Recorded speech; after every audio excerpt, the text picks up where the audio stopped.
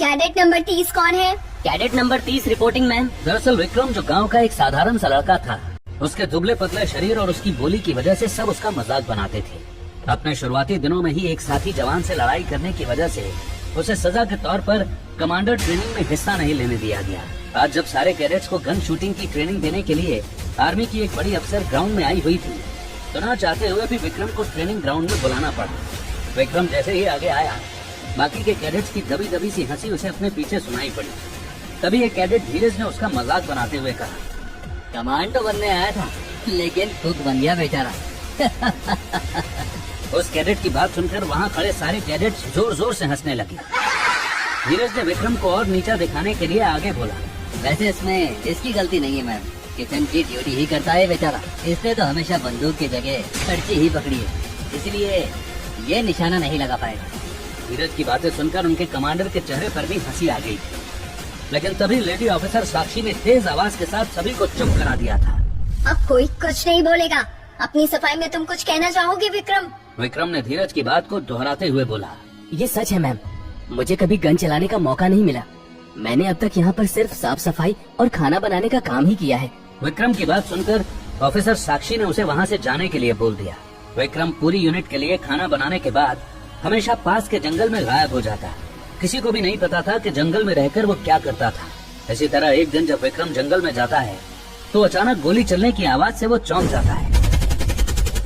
वो छुप कर देखता है तो उसके कुछ साथी जवानों को 10 नकाबपोशों ने बंदूक की नोक पर रखा हुआ था। ये भगवान, ये तो जैश के आतंकवादी हैं।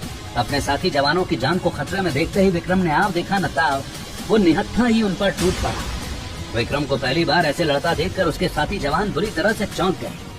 अचानक हुए हमले से आतंकी भी हड़बड़ा गए, लेकिन जैसे ही उन्होंने विक्रम का चेहरा देखा तो उनकी आंखें फटी की फटी रह गई थी। उनमें से एक आतंकी ने हकलाते हुए बोला, विक्रम, कमांडर विक्रम तुम? आखिर विक्रम जैसे नकारे इंसान को देखकर क्यों चौंक गया था वो आतंकी? क्या उन आतंकियों को विक्रम को पहचानने में हो रही थी कोई भूल, या सच में विक्रम का राज है कुछ और, जिसका ट्रेनिंग ग्राउंड में उड़ा रहे थे सब मजाक, आखिर उसने ही निहत्थे उन आतंकवादियों को कैसे चटा दी थी भूल? इन सवालों के जवाब जानने के लिए बने रहिए हमारे साथ। दरअसल ट्रेनिंग के लिए रेजिमेंट में आने से पहले विक्रम बॉर्डर की चौकी पर तैनात था। सब कुछ अच्छा चल रहा था कि अचानक एक दिन पहाड़ी पर घने जंगलों से घिरी सेना की उस चौकी पर आतंकवादियों के अचानक हुए हमले से किसी को संभलने का मौका नहीं मिला। चौकी पर मौजूद सारे फौजी मौत के घाट उतर चुके थे। खून से लथपथ फौजियों की लाशें जमीन पर पड़ी हुई थी। किसी का हाथ गायब था तो किसी का सिर फट गया था। लेकिन तभी एक आतंकी तेजी से अपने सरदार के पास आकर बोला, सरदार, चौकी पर 10 सिपाहियों के होने की खबर मिली थी, लेकिन यहाँ तो सिर्फ 9 लाशें ही हैं। जल्दी से ढूंढो उस 10वें हिंदुस्तानी कुत्ते की लाश, यहीं कहीं पड़ी होगी, टुकड़ों में वो भी। अपने सरदार की बात मानकर आतंकी ने एक बार फिर से पूरी चौकी में जाकर उस 10वें फौजी की लाश ढूंढनी शुरू कर दी। लेकिन थोड़ी ही देर में उसने अपने सरदार से आकर बताया, हर जगह देख लिया जनाब, जिंदा या मुर्दा, वो 10वां फौजी हमें कहीं नहीं मिला। अपने साथी की बात सुनकर उनके लीडर का चेहरा गुस्से से तमतमा उठा था। उसने अपने सैटेलाइट फोन पर किसी से बात की और फिर अपने साथियों की ओर मुड़ते हुए कहा, उसे मारे बिना हमारा मिशन पूरा नहीं हो सकता। जरूर वो डरपोक कहीं छुप कर बैठा होगा। आतंकी अभी आपस में बातें कर ही रहे थे कि उन्हें सामने से वो 10वां सिपाही विक्रम आता हुआ दिखाई दिया। दरअसल विक्रम राशन का सामान लेने के लिए अगली चौकी पर गया था, जिसकी वजह से वो अचानक हुए इस हमले में बच गया था। अपनी चौकी पर लगी आग को देखकर विक्रम ने अपने कंधे पर लटकी गन को हाथ में लेकर आगे बढ़ना शुरू किया। जैसे ही वो चौकी के पास पहुंचा तो आतंकियों को देखते ही उसने अपनी गन उन पर तानते हुए कहा, मैं तुम लोगों को छोड़ूंगा नहीं, मेरे साथियों को मारकर तुम लोग जिंदा नहीं बच सकते। विक्रम का ये कहना था कि वहाँ खड़े सारे आतंकी उसे देखकर जोर जोर से हंसने लगे थे। उनमें से एक आतंकी ने आगे बढ़ते हुए कहा, कांपते हुए हाथों से गन चलाओगे तो निशाना के साथ लगेगा। मुझे कमजोर समझने की भूल मत करना, नहीं तो बहुत पछताओगे तुम सब। अगर तुम लोग इतने ही बहादुर होते तो तुम्हें यहाँ इस चौकी पर नहीं रखा गया होता। इस चौकी के बारे में हमें सारी खबर है।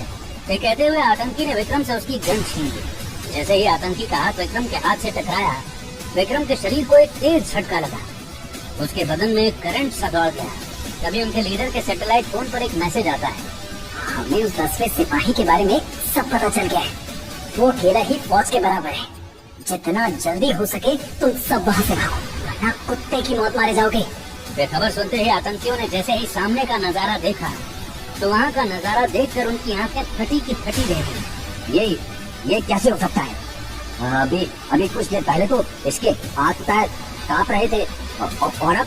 इससे पहले कि वो आतंकी अपनी बात पूरी कर पाता, एक गोली आकर उसके माथे के बीचों बीच घुस गई। क्या है विक्रम की असलियत? किसने चलाई थी उस आतंकी पर गोली? सैटेलाइट फोन पर किसने भेजा था वो मैसेज? विक्रम सबसे छुपा रहा था कौन सा राज? आतंकियों ने ऐसा क्या देख लिया था जिससे उड़ गए थे उनके होश? इन सवालों के जवाब पाने के लिए बने रहिए हमारे साथ। चौकी पर हुए हमले में दुश्मनों को धूल चटाने के बाद विक्रम अपनी पास वाली चौकी पर ये खबर देने के लिए पहुंच गया। विक्रम की बहादुरी का पता जब मेजर बख्शी को लगता है तो वो विक्रम को लेकर एक अहम फैसला लेते हैं।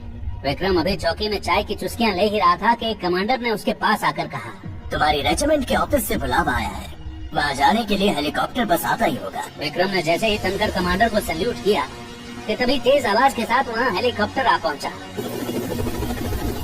रेजिमेंट के ऑफिस पहुँचते ही विक्रम को कर्नल पठानिया के सामने पेश किया गया। पठानिया ने विक्रम से सवाल जवाब के बाद जो कहा उसे सुनकर वो बेतहाशा खुश हो गया। तुम्हारी बहादुरी के लिए हम तुम्हें इनाम दे रहे हैं। पठानिया ने नीले रंग का एक डब्बा खोलकर उसमें रखा मेडल आगे बढ़कर विक्रम के सीने पर लगा दिया।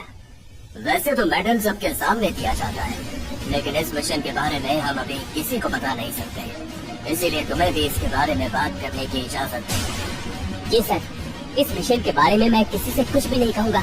मेडल मिलने के बाद विक्रम की आवाज में जोश आ गया, लेकिन इसके बाद जो पठानिया ने कहा उसे सुनकर विक्रम की आंखें खुली की खुली रह गईं। हेडक्वार्टर ने तुम्हें प्रमोट करके लेफ्टिनेंट बनाने का फैसला किया है। पठानिया की बात सुनकर विक्रम बेहद खुश हो गया। इसके बाद विक्रम ने कमांडर ट्रेनिंग में जाने का फैसला लिया।